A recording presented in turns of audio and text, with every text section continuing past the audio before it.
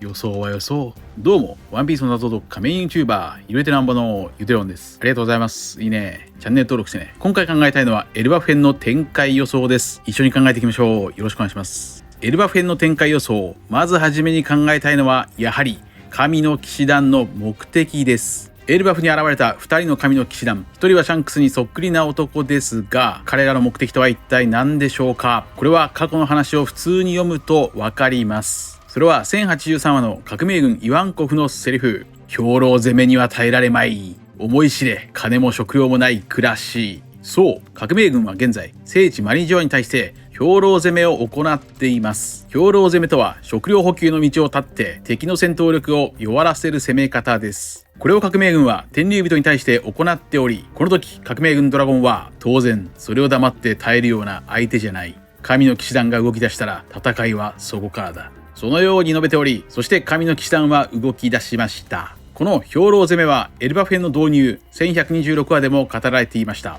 となると神の騎士団は革命軍を潰したいわけですが、なぜかエルバフに現れてロキを探しています。ここが謎解きのポイントでしょう。革命軍の兵糧攻めを阻止するためになぜ神の騎士団はロキが必要なのか。それは例えばロキが持つ悪魔の実は神出鬼没な革命軍のアジトを発見できる能力なのか、いやロキの能力は世界がぶっ壊れる、世界を終わらせる能力だと言いますから、革命軍のアジトを発見できる千里眼のような能力ではないでしょう。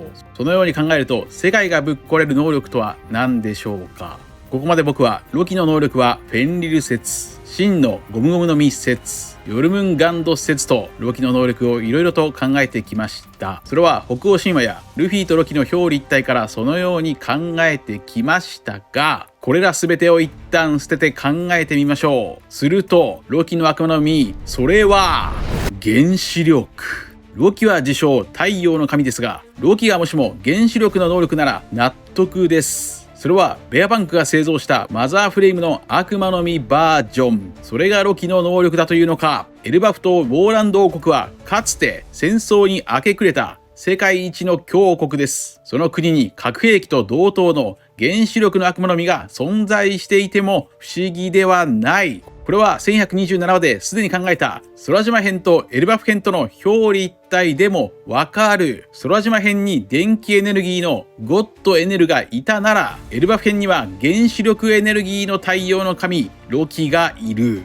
ロキとはロキ？原子炉そのもの。これは北欧神話の火の神ロキのイメージとも合致しています。そしてロキが極寒の地冥界にいるのも納得です。核燃料は崩壊熱と呼ばれる熱を出し続けます。そのため冷却する必要があるからです。そしてエルバフの村にあるアウルスト城とはアウルスト、それは北欧エストニア語で蒸気という意味ですが、原子力発電には蒸気を使います。そんなロキイコール原子力という蒸気を逸した理論に伏線が存在するなら、それは1130話呪いの王子でのルフィのセリフ。感じるだろう。ビリビリ来る。ビリビリイコール電気。電気イコール原子力。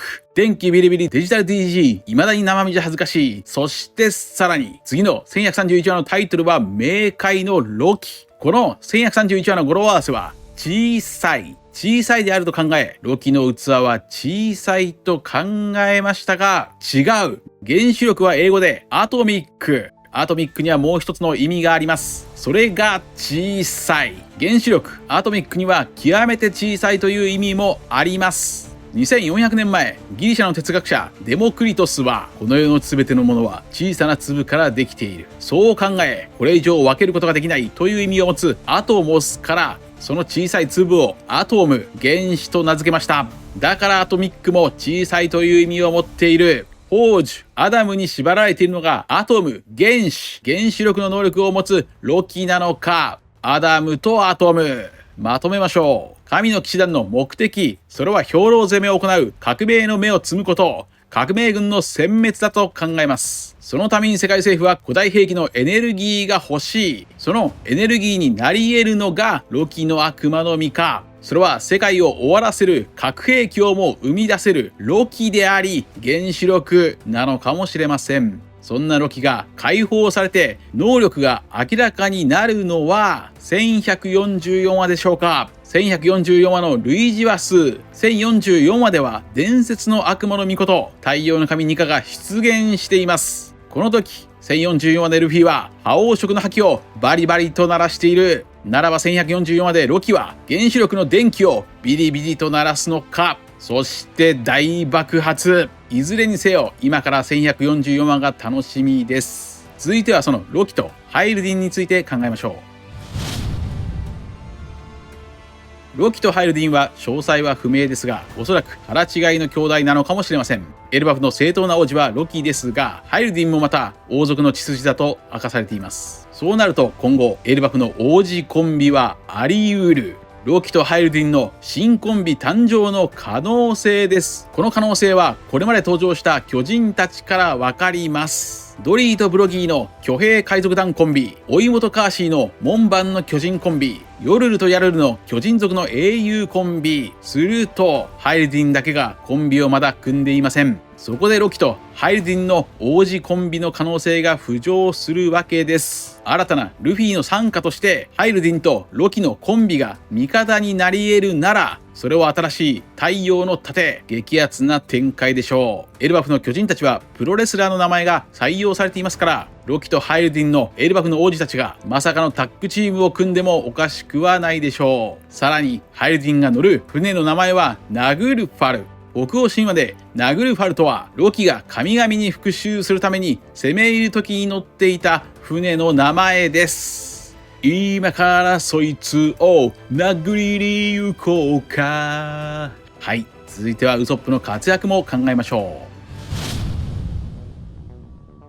う。エルバフといえばやはりウソップです。願望も含めてエルバフ編ではウソップの活躍に期待したいです。エルバフ編でウソップが活躍する伏線はエルバフ編の始まり1126話のヤソップでしょう。エルバフ編の始まりでヤソップがバルトロメオを撃墜したなら、エルバフ編の終わりではウソップが誰かを撃墜しそう。そんなウソップが活躍する匂わせはすでにエルバフ編から感じます。例えば嘘つきたちという名前の本の著者ルイヤーノートの登場や、物体を大きくするイクイクの実もそうです。ウソップが持つポップグリーンは植物を育成するまさにイクイクの実と同じなのです。ウソップが持つパチンコ黒カブトは水をあげると成長して一時的に大きくなります。これはすでにドレスローザで描かれましたが、エルバフ編ではさらにこの黒カブトが大きくなりそう。それはまるで以前の動画でも考えたように投石機カタパルトや巨大ボウガンバリスタのように、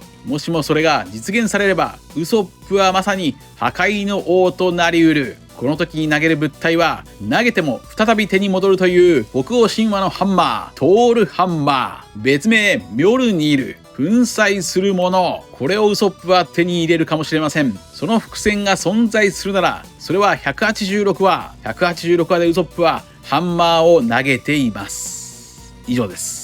今回はエルバフ編の今後の展開を自由に予想してみました。皆さんはどう思いましたか？ご意見や考察してほしい謎があればコメント欄までよろしくお願いします。ありがとうございました。謎を解く鍵は表裏対語呂合わせ、最強は数の理論に滑り倒すダジャレと落ちな歌。チャンネル登録やコメントよろしくお願いします。